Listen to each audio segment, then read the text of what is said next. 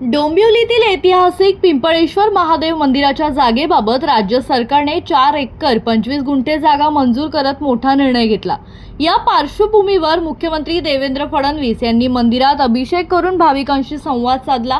मात्र यावेळी त्यांनी केलेल्या एका खुलाशामुळे उपस्थितांमध्ये खळबळ उडाली आहे। मुख्यमंत्री देवेंद्र फडणवीस म्हणाले, पिंपळेश्वर महादेव मंदिर परिसरातील वाढत्या जमिनीच्या किमतींमुळे काहींनी मंदिराची जागा हडप करण्याचा प्रयत्न केला होता। यासाठी काही गुंड आणि काही पोलीस यांचे संगनमत असल्याची माहिती त्यांच्याकडे आली होती।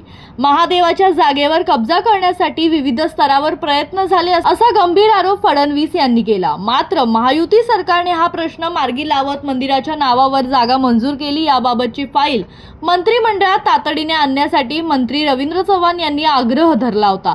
तसेच उपमुख्यमंत्री एकनाथ शिंदे यांनी विशेष पुढाकार घेत सर्व आवश्यक प्रक्रिया पूर्ण करून निर्णयाला गती दिली, अशी माहिती मुख्यमंत्री देवेंद्र फडणवीस यांनी यावेळी दिली। खरं तर आत्ताच आपल्याला याचा संपूर्ण इतिहास हा रवींद्रजी चव्हाण साहेबांनी सांगितला आणि ज्या प्रकारे या सगळ्या भागामध्ये जागेचे वाढलेले भाव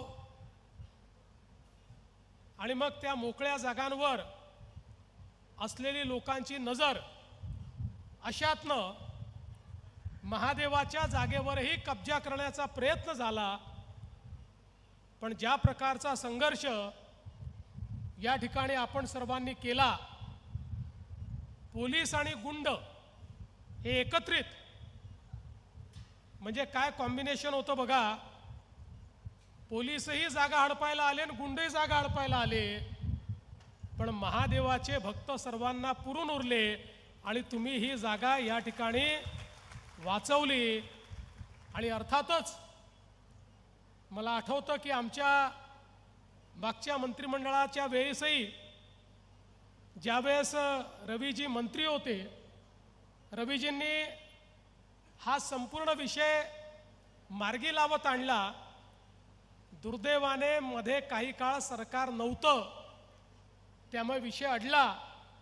पण पुन्हा शिंदे साहेबांच्या नेतृत्वात आणि त्याच्यानंतर पुन्हा एकदा मी मुख्यमंत्री झाल्यानंतर या ठिकाणी या संपूर्ण विषयाला आपण एक चांगल्या पद्धतीनं चालना दिली आणि मला अतिशय आनंद आहे।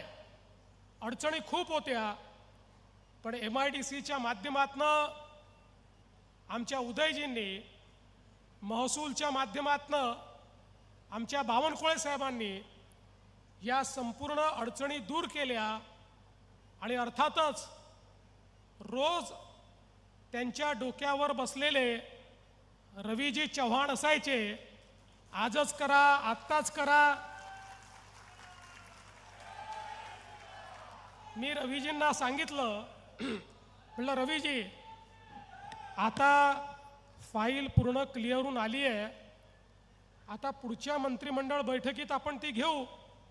रवीजी म्हणाले, रवीजींना सांगितलं, म्हटलं रवीजी आता फाईल पूर्ण क्लिअर होऊन आली आहे, आता पुढच्या मंत्रिमंडळ बैठकीत आपण ती घेऊ।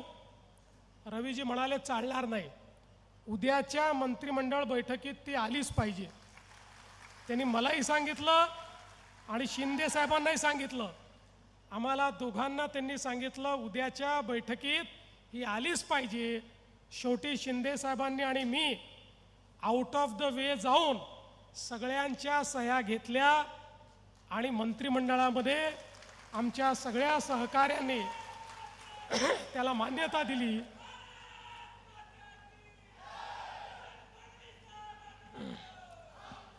आणि आज ही सगळी जमीन या ठिकाणी पिंपळेश्वर महादेवाला समर्पित झाली आहे। एक मोठा इतिहास इथला आहे। मंदिर असेल, अमराई असेल।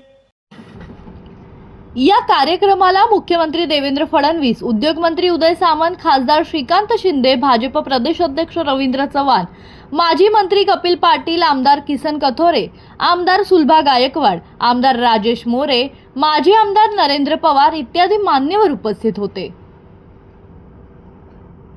या निर्णयामुळे पिंपळेश्वर मंदिराचा विकास आणि परिसराचे धार्मिक महत्त्व अधिक वाढणार असल्याची भावना भाविकांनी व्यक्त केली आहे. राहुल कांबळे, जनशक्ती कल्याण.